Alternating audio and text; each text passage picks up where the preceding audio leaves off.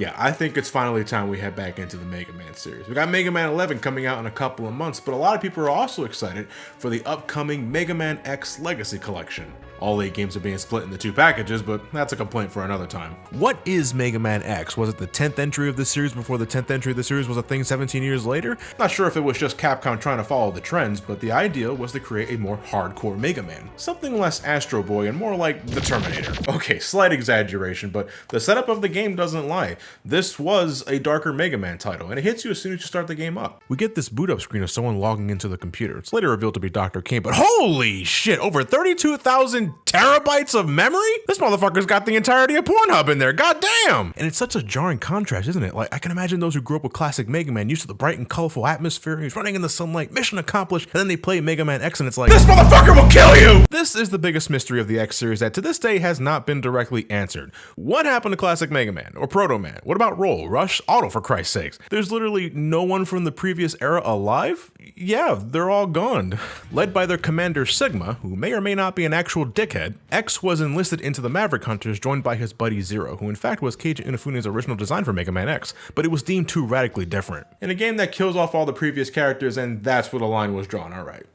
But in the American box art, he's fucking pissed, and he can't aim for shit. The Japanese box art kind of continues the trend of Rockman covers, where it's just an ensemble of the heroes and bad guys. My favorite being Sigma. It's like, yeah, how's it going, everybody? Yeah, I'm Sigma, hey! The X series as a whole is more involved with this plot than the classic series, as we'll see the further we go into these games, but it still shares a lot of tropes from the previous generation. Mavericks, for instance, are this series' Robot Masters, and Sigma is this series' Dr. Wily. Of course, Mega Man X isn't H.R. Geiger Grimm. It isn't that radically different from the classic series. At the end of the day, it's a faster paced Mega Man. And I certainly didn't think any of that shit when I first played this so many years ago. I was more like, oh man, this game looks so cool. Look at the size of my charge shot. Holy shit, that is awesome. I'm climbing walls, I'm shooting a penguin in the face, and goddamn, this soundtrack is fantastic. My favorites being Boomer Kuwanger, Storm Eagle, Sting Chameleon, Armored Armadillo, all of Sigma stages, the boss music, both variations. I even love the password theme. The password theme. We're talking about a screen on a game that you probably skip past in half a second, but oh, I don't know why, but I fucking love that sound. X doesn't have much health when he starts off compared to the original Mega Man that had max health from the start in every game. You gotta find heart containers if you want more health now, and I'm on and on with this honestly. On one hand, I love the feeling of discovering these. On the other hand, it's a gameplay element that exists by taking something established, in this case a full health bar, and cutting it into pieces, and it's like this for every game. So X, I mean, what the fuck are you doing, man? Your health is as flimsy as Samus's power armor. Because there's also permanent armor upgrades you can find in certain stages that the late Dr. Light left for you to find. Don't know why these weren't just built into his core design, but I won't speak ill of the dead.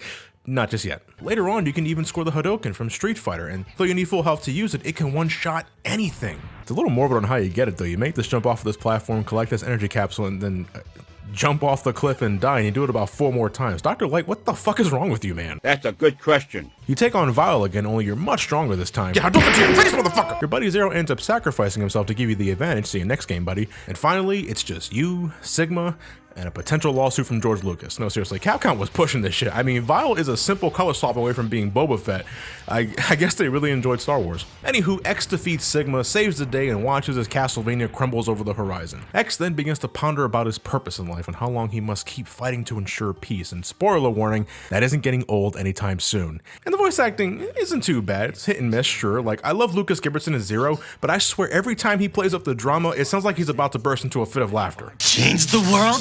Sounds like Maverick talk to me. Perpetrator was so skilled. Not many Reploids have specs that high. Oh, fuck. I forgot about the iPhone version. Well, we have to give that one a shot and see how it holds.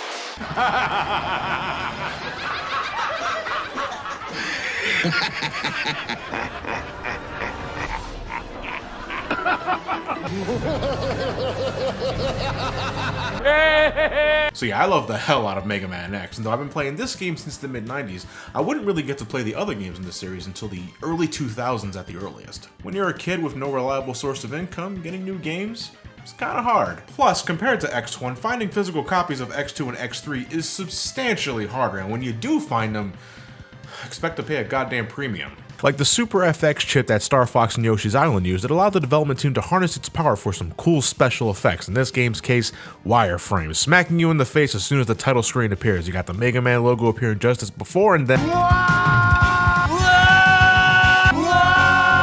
Okay, I did think it was cool as shit back then. I didn't play X2 or 3 until later, but my uncle did rent these games on occasion, and I was able to see them in action then. And I remember the Sigma head creeping me out a bit, but I loved how the 3D wireframe still kept his Stallone lip intact, and that's a detail I can admire. As such, good luck finding this one for cheap. You're better off either getting the X collection for the PS2 or GameCube, or wait a couple more weeks for the Legacy collection. Save yourself a good $150 because fuck. It's only been 6 months since the last game. Mega Man X and the rest of the Maverick Hunters, i.e. this one other guy on a bike, have managed to corner the last of the Maverick resistance in this abandoned factory. Hoping to finally put an end to Sigma's revolt, the Maverick Hunters X heads out to wipe out the remaining Mavericks. Utilizing their own army of Mavericks, the plan is to distract X while they slowly reconstruct Zero and attempt to turn him to the dark side. Before disappearing though, he questions why Zero insists on helping the Maverick Hunters, seeing as he's, quote, the last of the Doctor's creations.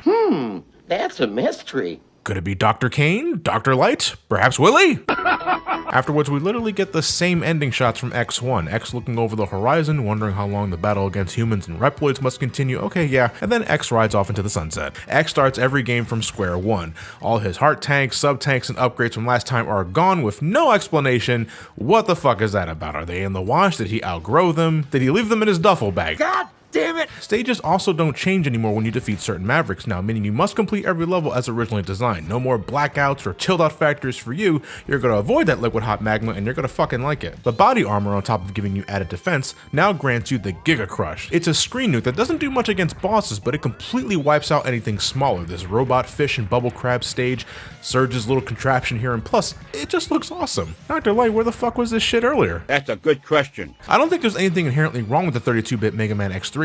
It adds brand new animated cutscenes for Maverick intros, as well as a completely animated opening, showcasing Mega Man X and past adventures, and introducing the new bad guy for this game, Dr. Doppler, who can't keep his mouth closed.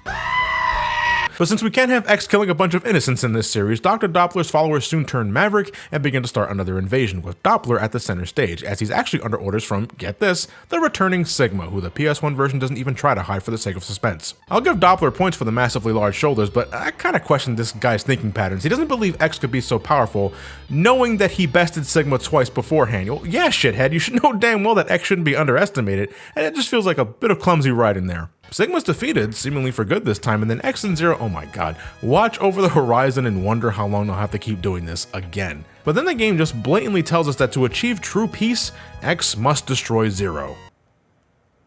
I'm sorry, what? That's quite the jump in logic there. This was apparently a mistranslation from the Japanese script, which just mentions that X and Zero are destined to fight at some point, but still, what the fuck's the correlation between the two? At no point in the series so far did X and Zero have clashing ideologies that would justify a fight to the death to ensure an end to the fight between humans and Reploids. Did X3 just go ahead and spoil the next few games for us? That's like reading the last page first. You don't do that shit. Well, Mega Man X3 has some of the most nut-crunching enemy designs so far. If they don't take forever to kill with your default weapon, they're spammed needlessly through the stage, and yeah, X3 still has that problem where enemies immediately respawn if you off-screen them by just a couple of pixels. And if that weren't enough, most of these assholes can kill X in about 3 hits. Something's wrong here when coming in contact with the body of the robot takes over half of my fucking health. Yes, at any point in a stage, you can pause the game and tag out with Keiji Inafune's True Love and run amok. Though they don't tell you how to do that from within the game itself, I think you needed the manual to even find this out. Zero sports more health and has far more powerful attacks, including 2 charge shots and his Z-Saber, which kills almost everything in a single slash. This is cool, no doubt the best thing about X3, for as little as that means. You see, you can only use Zero up until you either run into a mini-boss room or the end boss room. But to Zero, this doesn't matter, because as soon as you approach the door, X immediately stops you in your tracks and forces a switch back, and you're back to the blue bomber. And Zero can only be used once per stage, so if you're thinking you can just switch back to him after taking care of a mini-boss, that ain't the case, my friend. He's on his union break, motherfucker. Dr. Light, what the fuck did you do to my arm upgrade? X2's was perfect. 2 charge shots back to back, that's all I can ask for, and while that's sort of the case here, if you try to spam both shots at once, you instead combine both blasts into a singular wide shot that I swear is one of the most inaccurate weapons in the entire goddamn series. I rarely connect with this son of a bitch, and there's always a momentary delay before you shoot the thing, contributing to its inaccuracy. But the other armor upgrades are perfectly fine. There's the body armor that absorbs damage as usual, the helmet upgrade that maps out the entire level so that you can get an idea where where upgrades are, and I think that's pretty cool. And the leg upgrade not only lets you dash in midair, but now you can also dash straight up. That's awesome, much appreciated. If you really go out of your way and explore, you can even find these special pink capsules that contain enhancement chips to further supplement your body parts, regenerating health when you stay still, which also fills up your sub-tanks, the ability to shoot nothing but charge shots with no waiting in between, you get 2 air dashes to really get going, or you can further add defenses. That's great. The problem is you're only allowed to install one, so you gotta carefully choose which one you want, or you can just wait until the final stages where you can get the special golden armor, which has all the enhancements built in from the get-go. Dr. Light, what are you doing? Why are you being an abusive father now? If you don't take these guys out with their weaknesses when you first encounter them, they survive the fight and you have to deal with them later in the final stages. In Bit and Byte's case, they combine into this thing called the God Car Machine. Oh wow. And in Vile's case, he gives his ride armor some Viagra and bam, Vile Mark II. And X fans were given the next title in the X lineup, Megaman X4, released for both the PlayStation and Sega Saturn. Although there's no real differences between the two this time, it's all a matter of what controller you like, that's about it. You know, in a time where companies were making a big push for polygons and strictly 3D games, Capcom went against trends and focused on what they knew from previous experiences. And they were pressured for sure. Sony initially refused to even release Mega Man X4 to focus on 3D games, but Capcom didn't buckle and pressed on. And you know they could have cheapened out and make like a boss made of polygons with maybe some wireframes, but no, they stuck to their guns and made a game that even today looks pretty damn good. Well, yeah, the acting in X4 is just utter shit. Now, we don't get anything like Dr. Wily or what Mega Man, but once again, everyone sounds like they're recording in their parents' living room in the middle of the night, and I'm guessing the script didn't have many punctuation marks. Don't ask such a silly question. I'm breaking contact now. I'm disappointed in you, Colonel. What do you think you're doing? No, this isn't happening. There's no reason for me to go on. What? What am I fighting for? That's a good question. A large Maverick has been spotted attacking the Sky Lagoon, prompting X and Zero to head into action, but they're too little too late as the Sky Lagoon is damaged far beyond repair and sent crashing into the ground, killing countless civilians below. Oh shit. Curious about the presence of the Repliforce army in conjunction with the Maverick attack, X insists that Colonel lay down his weapon for the time and come in for questioning so that Repliforce can clear their names and ensure they had nothing to do with it. Otherwise, they'll be branded as Mavericks. Colonel remarks that the Repliforce wasn't responsible for the attack but refuses to disarm anyway, even temporarily, because it would bring dishonor and shame to the Repliforce name. Oh boy, this is going to be one of those stories, isn't it? And sure enough, it's really Sigma responsible for the Maverick attack because of course it was. He managed to convince this fellow over here, Magma Dragoon, former Maverick Hunter, to cause the Sky Lagoon to crash down while Repliforce was patrolling the area so that Repliforce would look like a suspicious party. And for the record, the reason why Magma Dragoon was okay with all this was because he wanted to fight with X and Zero. Like, that's it. Like, motherfucker, couldn't you have just asked like a friendly sparring session here and there? I'm sure there's a Reploid mixed martial arts or some other shit like that in this world, you dumbass. That doesn't stop some members of Repliforce from attacking civilization to distract the Maverick Hunters anyway, as the rest of the Repliforce begins to build their safe haven in the one place that hasn't been corrupted by politics. Space! X in this game is such a leftover. He has no character arc whatsoever. He's just going through the motions. He's a Maverick Hunter. He's got to fight Mavericks. He kills Mavericks. That's it. The end.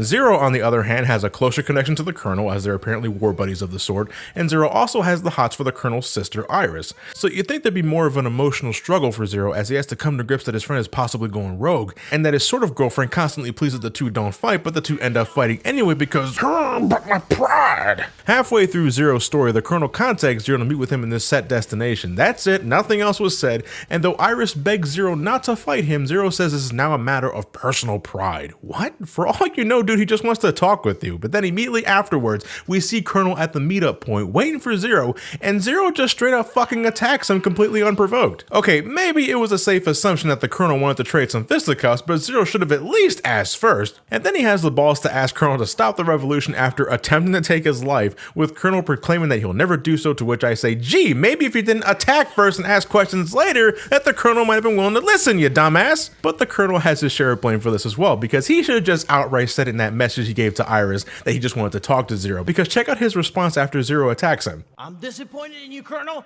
Ah! What do you think you're doing? If he had to ask that, that means he had no intention of fighting the dude in the first place, but they don't talk to each other and just keep fighting. And because of honor and all that, Zero ends up killing the Colonel and eventually Iris, since she sort of loses her mind after the Colonel dies. And look, I'd feel sorrier for Zero. I mean, killing someone you care about is no doubt a difficult thing to deal with, but we're literally told nothing about Iris. This is the first time we're introduced to her. We're supposed to just accept that Zero and Iris are a thing with no backstory or development whatsoever. So no, this doesn't make me feel anything. I'm sorry to say. Fuck it, maybe I've gone Maverick. By the way, I love when Sigma reminds Zero that he was once the commander of the Maverick Hunters and that Zero was once a Maverick, you know, to give us that shocking revelation. But as soon as the flashback ends, Sigma is then shocked to learn that Zero was a Maverick. Like, what? Dude, you just told us that. Where's that red Maverick that wiped out Garma's unit? Wait, Zero, you were a Maverick? This was the result of a slight mistranslation, and thanks to @MultiMarioBrother6 on Twitter for pointing that out. It's still funny to think that Sigma has some sort of memory lapse there. He did get his shit wrecked back then. But luckily, the general sees the errors of his ways and sacrifices himself to prevent the laser from firing. With the Replica Force completely dismantled and Sigma taken care of once and for all for the 4th time, X and Zero are left to ponder about their futures. Okay, well, X is left to ponder about his future. Zero's a fucking mess, since he just lost 2 good friends. In X4, stages are now broken up into 2 acts, separated by load screens, and whenever a new section begins, your health and weapon ammo are completely refilled. You could be on death's welcome mat when you finish Act 1, and X will make damn sure you know he's suffering. Oh god, I'm dying! But as soon as Act 2 starts, everything's back to normal. Even if you somehow lose all your lives against, say, the boss, you resume from the 2nd act, so you don't even have to play the entire stage again. I'm guessing we caught Dr. Light's previously recorded messages on a good day, because this time he has 2 arm upgrades ready for us. There's one that makes your charge shot super huge, it can pierce through enemies and leave a damaging residue that reminds me of the flash bomb from Mega Man 8. And then there's the one that lets you hold up to 4 charge shots, which, I mean, that's amazing. It's like X2's Buster upgrade on crack, and my preferred choice. You know, it's good to know that I have the big guns in store without having to constantly hold down the shoot button and drown the music out with ring. But whatever it may be, Mega Man X5 was originally meant to be the future Blue Bomber's swan song, as Keiji Inafune really wanted to focus on Zero and make a sub-series just for him on the Game Boy Advance. Although you're free to choose from any of the 8 available, only a select few carry the parts needed for the Enigma cannon. Starting off, we have Crescent Grizzly? Oh no, they did. Oh god, they did. They changed the names back to normal. It's not supposed to be Tidal Whale, it's Duff McWhalin. Come on, that's one of the most badass names for a Maverick yet. I'm sorry, I can't play this on the Legacy Collection. I'm going back to the PS1. I'm sure you heard this story a million times, particularly if you're an X fan already, but for the few that didn't know, all the Mavericks in X5 were named after members from Guns N' Roses. Grizzly Slash, the Skyver, Axel the Red, just to name a few. Allison Cord, who you may know as Claire Redfield from Resident Evil 2 and Beyond, was in fact the English translator for Mega Man X5, and her then husband at the time was a big fan of Guns N' Roses, so he requested that Miss Court change the names into what you see here. Duff McWhalin. Gosh, so bad that I love it. It's a reference lost to those who don't know what a gun and or rose is, but I always thought it was funny. Alright, back on the PlayStation 1. Much better. I think I'll stay with the PS1 version for the rest of the video, and you know what? I'll do the same for X6 for the sake of consistency. You know, this is really nitpicky shit on my behalf, I'm totally aware of that, but if I have a preference, I have a preference, and I can't change that even for the sake of convenience. Anyway, where the hell was I? Right, the Enigma Cannon. I think he's just better suited to deal with what X5 throws at you this time, not just because of the armor upgrades, but the level design feels more in line with his abilities. Don't get me wrong, the game's perfectly playable with Zero, and against bosses, he's just as fun as before, but level progression can certainly feel more awkward. Squid Adler, for instance, is a pain in the ass with the red guy, not just because the stage sucker punches you in the beginning. Nope, I sure wasn't. But some stages just suck no matter who you pick. I love Duff McWhalin's name, I really do, but his level is a fucking drag. An incredibly slow auto-scroller with 3 mini-bosses that, assuming you're going through the intended route, you have to visit 3 times if you want to get all the upgrades, since one of X's armor upgrades requires that you have Duff McWhalin's weapon. Because of the virus currently infesting the planet, Dr. Light now feels it's unsafe to install the upgrades one at a time like before. Therefore, X can now only use the armor when the entire set is complete, which is lame. It completely removes the sense of satisfaction you feel when you find these things. I mean, it's still sort of there, but now you can't use any of the upgrades until you find the others. Having access to the 4th armor from the start somewhat mitigates this, but why fix what wasn't broken, you know?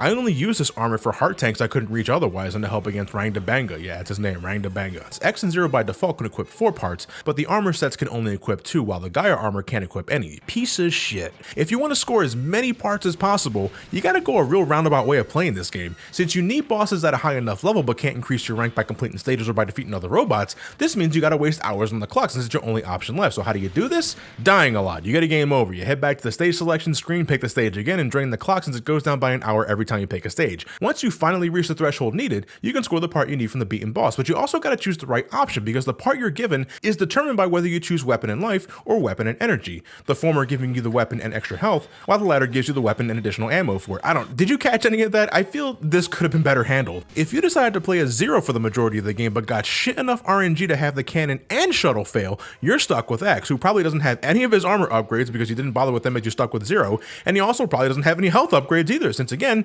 you decide to stick with Zero. Occasionally, you'll see these purple Sigma heads pop up representing the virus itself, and they have no sense of personal space. Like right here, I'm trying to collect the next armor upgrade, and this asshole is hovering around me like a dog wanting a treat. If X absorbs too many of these, then you take constant damage for a couple of seconds. It's rarely an issue, but something you don't want to deal with anyway. But if Zero grabs too many virus heads, his health is completely restored, and he's invincible for a small duration. Not every day where you can stare at a malevolent computer virus and say, oh, that's that good shit. So it turns out Sigma has been in contact with a mysterious figure that knows all about Zero and how he works. Though we never see the person in question, it's pretty damn obvious that it's Dr. Wily, and who knows more about Zero than the creator himself.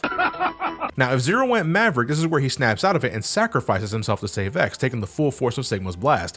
But then we find that X is still lying on the floor unconscious, and Sigma, instead of taking advantage of the situation, decides to let X live until next time. Sigma, are you fucked in the head? He's right there, dude. Zero can't defend him anymore. What are you doing? If Zero didn't turn Maverick, then things are a bit better for a small amount of time. No matter who kills Sigma, Zero, oh my god, Zero. Jesus, it's a good thing these guys have no blood. Sigma is wiped out, but Zero finally succumbs to his wounds. 3 years pass by and X is seen still fighting the good fight, honoring his deceased friend by wielding his trusty Z-Saber. Do you remember Dynamo? The fuck happened to him? Also, Zero's death is treated as a big deal, and I get why, this is supposed to be the last game and such, but did they forget this wasn't the first time he's been through this situation? He was fucking blown in half when he sacrificed himself near the end of X1, and a big point of X2 is putting him back together, so unless something's changed, couldn't they just do that again? And on that note, and I really should have brought this up in X4, but if Zero loved Iris so much, why not just fix her back up? She's a robot. Robots can be rebuilt. Am I an asshole for thinking this? Yeah, most likely. It's just when they established that Zero could survive something like this before, with how many times Sigma has come back from the brink, death sort of loses its impact. Or I could be missing the point entirely.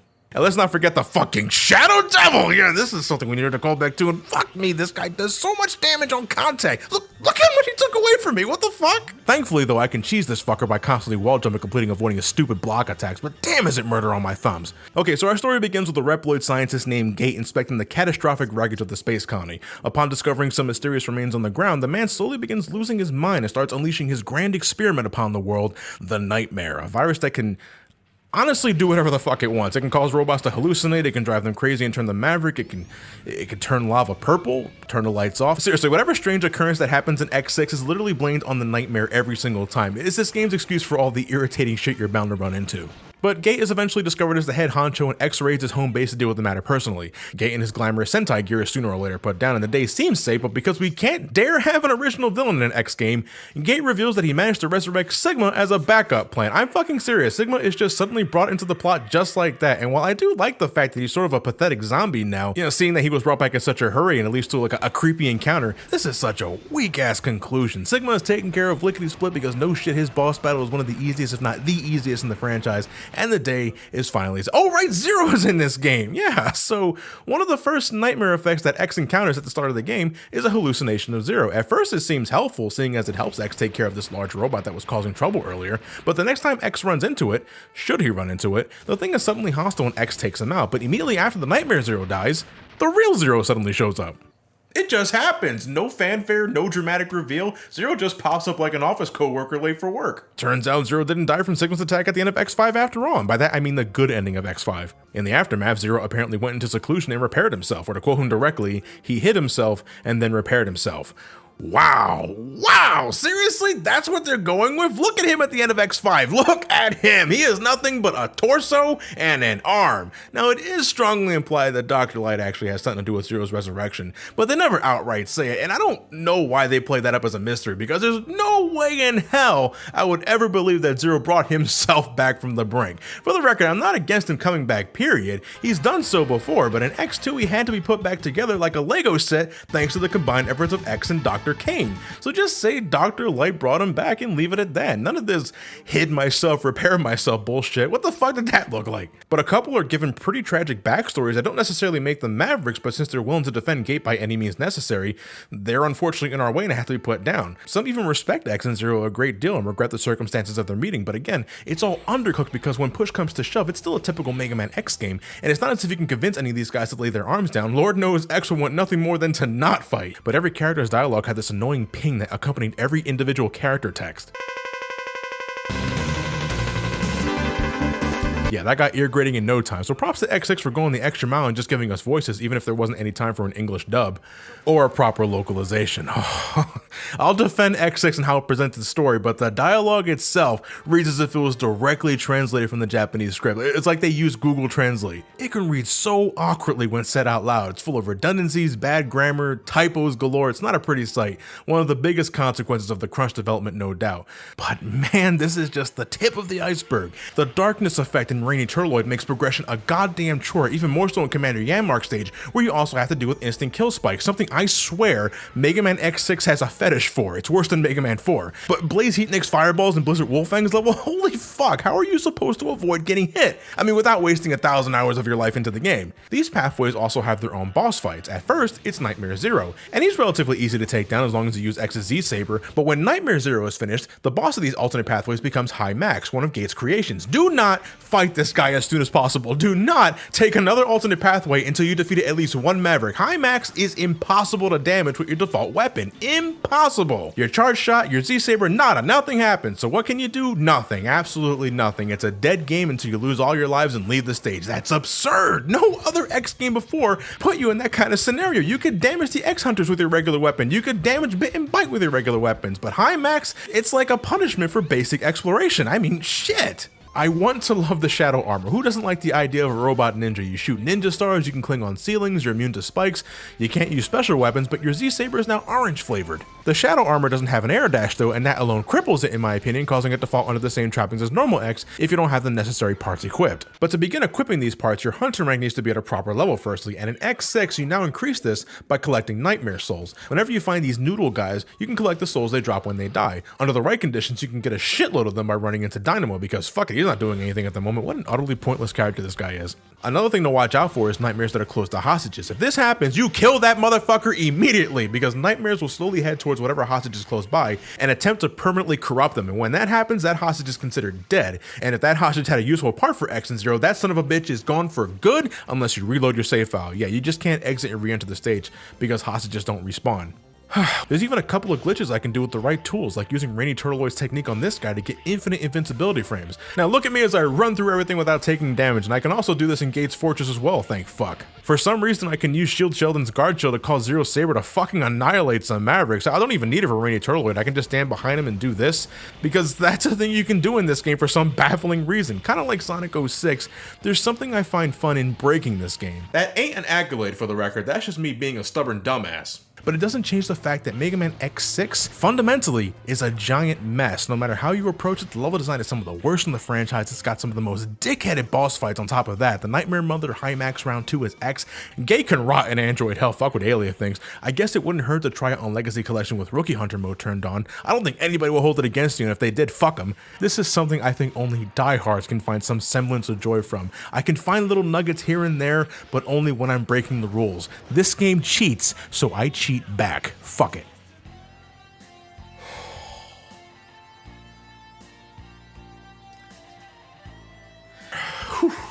God damn, this is a long one. What the fuck? And where was this asshole at? Barges into my Mega Man 3 video, but suddenly too good for my Mega Man X6 video?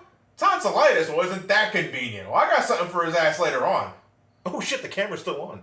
I was all over my Game Boy at the turn of the millennium. I always had a love for the portable brick, but the likes of Pokemon really made me enamored with the thing before the PlayStation 2 took all my time afterwards. As such, when I wasn't grinding my ass off to take care of the Elite Four, I was sifting through Toys R Us bins to see what else I can play for the thing, and that's when I caught eye of Mega Man Xtreme. I thought to myself, hey, is this any good? You gotta remember, this was at a time when I still had my Super Nintendo, but my library was next to non-existent because of the family's focus on the PlayStation, so I couldn't revisit the SNES Classic all wily-nilly. During a routine snooze, because I think that's what X is doing here, and he sleeps standing up, weirdo. Anyway, X finds himself waking up in familiar territory. After rummaging around the destroyed highway from Mega Man X, the Blue Bomber unexpectedly runs into Vava. That's his Japanese name, and it looks like they didn't bother translating it. What the hell's with Sigma's head here, though? I swear he's just shy of giving me like a cat-like grin. What the hell is his face? X and Zero learn that the ones responsible for this soul erasure is the combined efforts of this dude named Gareth and this lady named Burkana. And I just want to say, while these two aren't very interesting as far as villains go, they're pretty one note. I love Burkana. Cortana's design. We don't get many female villains in the X series, or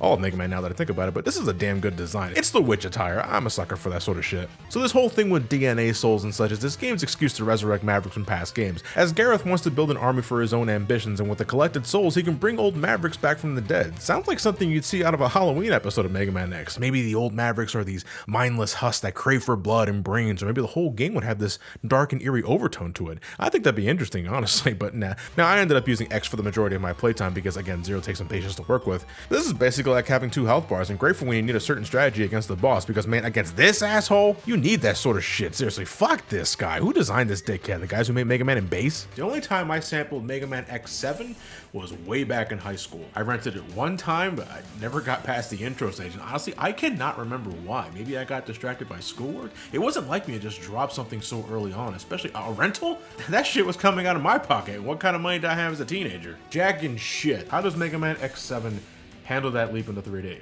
The answer?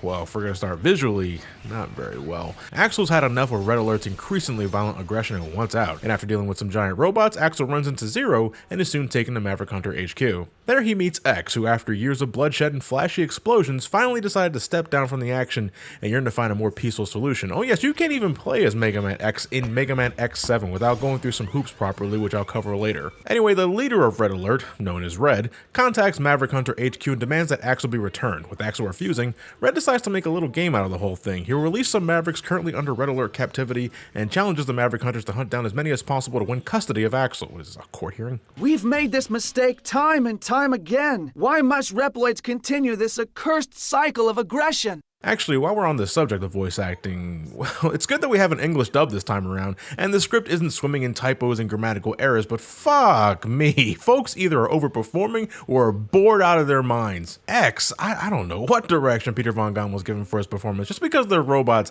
doesn't mean you have to put in a robotic performance. Axel, I immediately recognize the voice. It's Lena Hart, who I only know from Musashi Samurai Legend, and I'm sure she's a sweet person, but I guess she only has one voice for feisty guys. My name's Musashi. I'm gonna be a famous samurai someday. I always thought you and X were so cool. I want to fight. I want to be a Maverick Hunter. And a part of me likes Sigma's Dr. Claw impression. Would you be willing to place a wager on my little idea? Oh, yeah, Sigma's the main bad guy here. Who could have seen that come? But eventually, Axel, Zero, and X wipe out the Mavericks, take on Red and thwart Sigma again, all in a day's work. And then Axel finds a new home with the Maverick Hunters. Really, all we're missing here is the 3 guys running towards the camera like in Batman and Robin. X decides to lace up his boots and rejoin the action again, and he's easily the strongest character in the game. His charge shot is disgustingly large, his armor upgrades give him the beefiest defense, and my god, they finally got rid of that stupid security shit from X5 and X6, so when you find an upgrade, you get the benefits immediately. Thank you. From my experience, most hostages were placed in relatively easy to spot locations. Like the moment you see a hostage spawn, if you make a beeline straight for them, you'll rescue them just fine. My only snag was with Flame High in our stage, which seems to have a fetish for killing hostages now that I think about it. The ones next to the time explosives were giving me shit because you have to jump through so many hurdles just to get to them before the bomb goes off. That is until I accidentally discovered that if I off-screen the bomb before it detonates, it still goes off, but the hostage remains intact, easy for the picking. Using that old school Crash Bandicoot jank to my advantage. If you were to ask me on what my biggest problem with Mega Man X7 was, it's so slow and boring. Oh my god. And I'm not talking about the load times either, though. If you are going to play this at all, please play it on the Legacy Collection where the load times are drastically cut down. On the PS2, this game has a horrendous amount of long load screens. And don't get me wrong, the amount of load screens is the same on Legacy Collection, but nowhere near as stretched out. You look up meandering in the dictionary, and you'll find Mega Man X7. My first warning sign was as early as the save screen. What do I want to do? I want to save the game. Do you want to save the game? Yeah, that's why I picked it. So I saved my game, but then I'm taking back to the choices again. What do I want to do? Return to the stage select screen. Return to the stage select screen. Oh my god, yes! And I have to do this every single time I exit a stage. Okay, I got a chip from a hostage. Alia tells me that I can use this to increase my attributes. Okay, that's great. Oh, here's another chip, and oh, Jesus Christ. Is Alia gonna tell me what chips do each time I get one? I know how they work, so let's get a move on. Come on! My default weapon ended up being the weapon of choice for most, if not all of these guys, and let me tell you, man.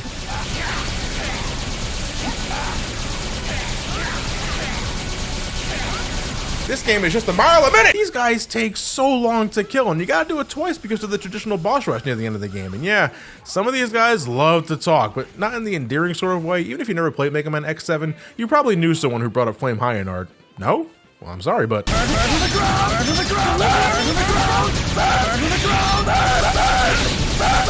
Just just listen to that. Listen to that. Did nobody think that sounded broken? I turned the volume down because I got so annoyed with it. And yeah, I definitely heard it beforehand, but fuck. Technically, I stress, there isn't much wrong as far as the game structure goes. Nothing's broken, except him.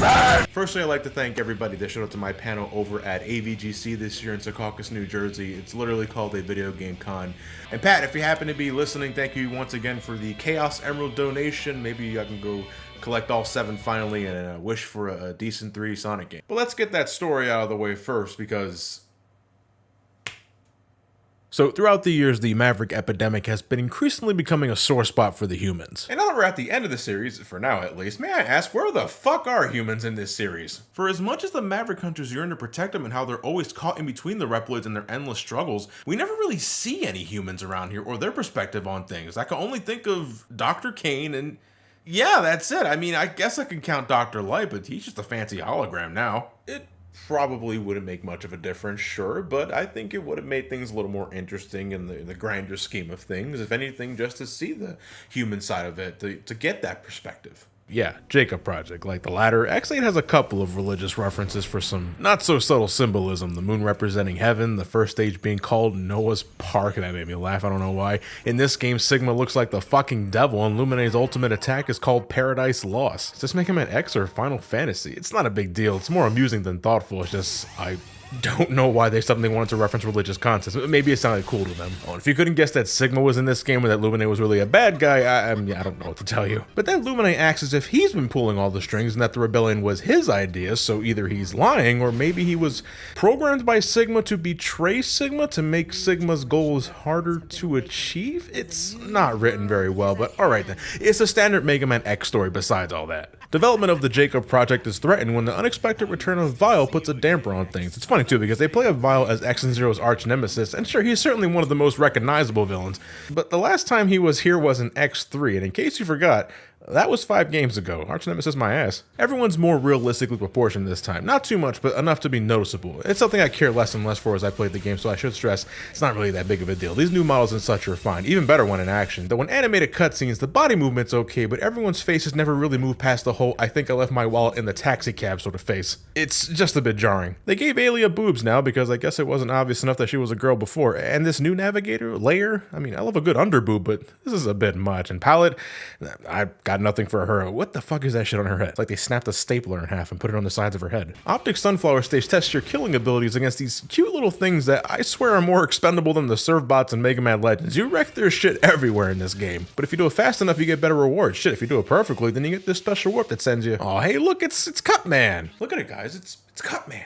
He's easy as shit, but there he is. Did you know I had a ton of people flood my DMs making sure I knew about this Easter egg, assuming I didn't already know about it myself or didn't want me to be surprised for myself? You guys are great, thanks. Gigabolt Man O' War? The fuck kind of name is this? No, really, every other Maverick up until this point has some sort of animal motif next to their objective. What the hell's a Man O' War? A jellyfish? Oh shit, it is. Well, fuck. And as before, you get new weapons whenever you destroy a Maverick. And I love how X8 brings back the demonstrations on what every weapon does for every character this time, instead of just relying on a description. Wait, weapon get? Where'd the proper English go? Well shit, now it feels like I'm collecting shine sprites in Super Mario Sunshine. What am I fighting for?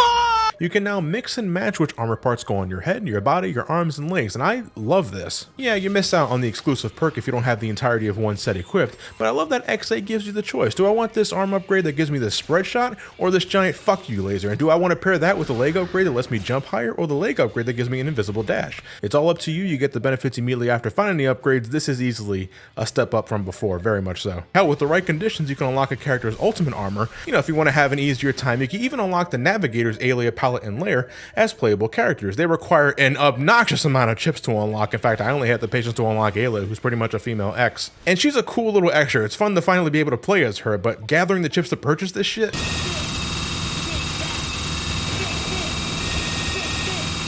Yeah, fuck. Mega Man X was released in 2004, and here we are near the end of 2018.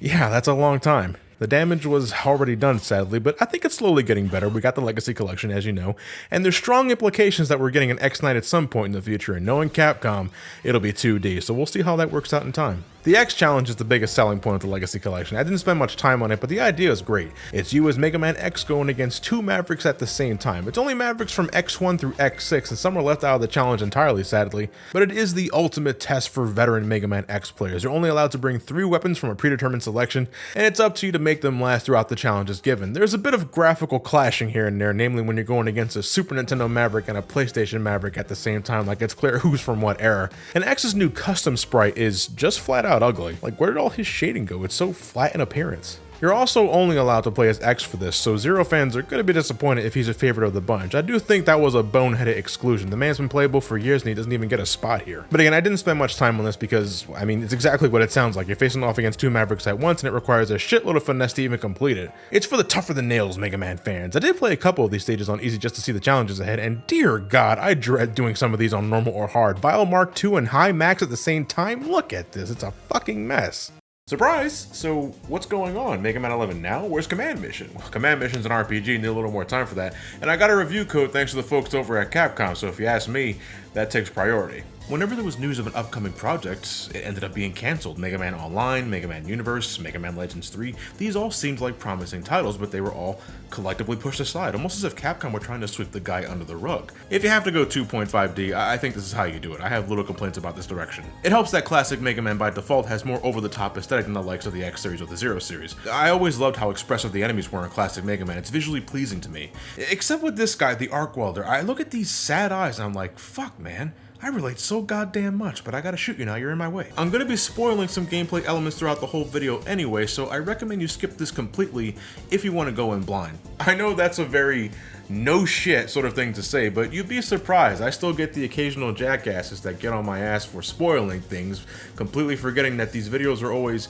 my thoughts and opinions on them, but you know, whatever. So holy shit, our story begins with a flashback of a young Dr. Light and Dr. Wily. What we're seeing here is the exact moment Light and Wily had their falling out, something no game up until this point really elaborated on, so that's pretty neat. Wily is trying his hardest to push his new double gear technology, a system that allows robots to become stronger and faster than ever before so that they're more efficient and treated with more respect. Dr. Light and the committee are against this, however, as the double gear system could be potentially dangerous if placed into the wrong hands if not put in check. So they say nuts to that in favor of Dr. Light's research concerning robots and independent thought, a process, may I remind you, that will eventually lead to the creation of Mega Man X, whose free will is deemed as potentially dangerous for cataclysmic reasons, but no, Light, Wily is totally in the wrong here. Fuck giving the guy a chance and having him go through the checks and balances. Alright, but to be fair, Dr. Light later on claims remorse for his decisions back then, and he's sure that if he gave Wily a chance back then, things would be different today. Well, too late for that, buddy. You fucked him, dude. Mega Man rushes in to stop him, and for a moment I didn't realize that was a broom he was carrying. I thought it was a random robot leg, and I was like, what the fuck was he doing back there? I feel the controls are tight and responsive. Like, there wasn't a time where I fell to my death or took a hit with it feeling like the game didn't read a button input. I died plenty of times regardless. I don't know, man. It really feels like Mega Man 11 overtuned the hell out of the knockback you suffer when taking damage, and that's on top of the longer recovery period. It feels like a good second before you're able to move Mega Man again. Torchman was my first level, and let me tell you now, this stage left me nervous as shit for the rest of the game because it did not leave me with the best first impression from playing this. You got three of these segments where you're chased by an instant kill firewall, and I died more than a handful of times because of knockback, the stun from the knockback, and what felt like crunch level design where you have to make these precise jumps to get through things before the wall catches up and incinerates you. Most of the special weapons in this game are magnificent as well, and I love how in this game, once you get the weapon, the game lets you give it a test drive to see how it works so you don't have to waste ammo or, you know, put yourself in danger to get the most out of it. Every Mega Man game after this needs to have this. It is an awesome way of letting players get a feel for the weapon. The bounce ball is awesome for how much distance it covers in a short amount of time. It can be a little erratic because it's almost like you're shooting 3 super happy fun balls at once, but you don't taunt super happy fun balls, motherfucker, and I'm glad Capcom knows that. For added carnage, go to the options menu, turn on rapid fire mode, get yourself the upgrade chip that automatically charges your buster shot without needing to hold the button down, and watch in awe as your power lemons rip enemies apart while in speed gear. Sometimes it gets a little too safe for the 11th entry in the series. Balloon Man's level reminds me too much of Spring Man's stage in Mega Man 7 with how much you're bouncing around, and it makes getting this E-Tank a pain in the ass. Confound these balloons! I just want my damn energy drink! Torchman reminds me of Magma Dragoon from Mega Man X4, and the first boss in Wily Castle 1 is the Yellow Devil again. It's different enough to be fair, but come on, this is pretty blatant. I don't mean to beat a dead horse, but concept, you see this is how you do cutscenes. I mean, these are still relatively static, but there's much more effort placed here in character animations and expressions. Look at Auto and Roll there, hiding in the back. That's the taste of fear. It's set a century afterwards, but Command Mission is very much an alternate continuity. It's doing its own thing. It's not your traditional Mega Man X for starters. Sigma is nowhere to be seen in this, and perhaps most importantly, X has this spiffy new energy scarf that's simply there for aesthetic. Looks pretty cool though, can't really say why Zero and Axel aren't given any additional touch-ups. They look about the same as before though. I wondered, how would Command Mission handle the Mega Man X lore, and what kind of story would it tell? I think I can best sum up my answer like this. X and Zero managed to locate Epsilon on top of the ruins, but faster than you can say the sky is blue, it turns out Shadow here was a sleeper agent working for Epsilon, and then proceeds to turn on the hero. Zero is knocked out of commission, and X, in one of his more pragmatic moments, manages to make his escape for the time being. X eventually finds Zero alive and well, the gang also run into Axel in time and he joins up with them, and then soon, our heroes clash with Epsilon. But then it turns out Epsilon was only a pawn for the true villain of the game, and if you think I'm gonna say Sigma, nope, it's Colonel Redips, X and Zero superior, bum bum bum. And what's his reasoning for all this? He wants Reploids to evolve and make them the superior beings. Well, we've heard that before many times, so yeah, that's nothing new. X and the gang take him out, the day is saved, and the game quickly rushes to the credits. We're introduced to a healthy number of other protagonists. I already mentioned Spider, but there's also the towering Massimo, the ninja thief Marino, and the cute and innocent Cinnamon. Unfortunately, after we're introduced to them, they don't amount to anything afterwards. We get maybe one or two quirks about them. Spider's the suave card dealer, Marino likes to steal things, and Cinnamon is white mage bitch. After that, they're names on a party list. Also, robot children, how does that work? Do Reploids fucking have kids? Do they grow organically? Or are they later dismantled and rebuilt as teenagers and adults? This is the kind of shit I think about when nothing else piques my interest. While exploring one of the many dungeons, so to speak, you fight random encounters. X does his little Michael Jackson pose here. And you gain experience that slowly levels your characters up, making them stronger and bulkier for later, more challenging encounters. Every other RPG I know, you inspect boxes with the confirmation button and then claim the rewards, but in Command Mission you have to dash through boxes to break them open, and I'm like, come on, that's just being different for the sake of being different. It's a small thing, but one I don't fully understand on why it was implemented that way. Do enough damage at once and you can do the final strike. It's basically one last fuck you to your opponent as your team bombards them with an assload of bullets and weapon strikes. But unless you trigger a final strike against multiple baddies at once, these normally only target one enemy at a time, and that can feel like a waste. It's like, guys, there's plenty of other bad guys to shoot. Maybe we can turn our guns and aim these explosions on the other enemies watching? And for the record, if you're gonna have us face a lot of enemies at once, it's probably not a good idea to give them stationary sound effects. One of my least favorite enemies in this game are these bunny bots, not just because they can fucking reproduce, but because they all make these hopping noises, and when there's 4 of them on the screen at once, holy fuck. But before I head into the future, I do have a couple of announcements. First up, my Pixel Empire store has got some new shirts. In celebration of my Mega Man videos, I got this lovely new SomeCallMeJohnny design based on classic Mega Man. The artist did a magnificent job on this. Thank you so much. My robot master weapon should be called Dark Roast. Use it wisely. I also got this new shirt based on my shit-eating amiibo face. I've gotten tons of requests for this one, so here you go. It's my amiibo face. Wondering if that's an amiibo floating above me. It's not. It's a Funko Pop, and I can't fucking stand those.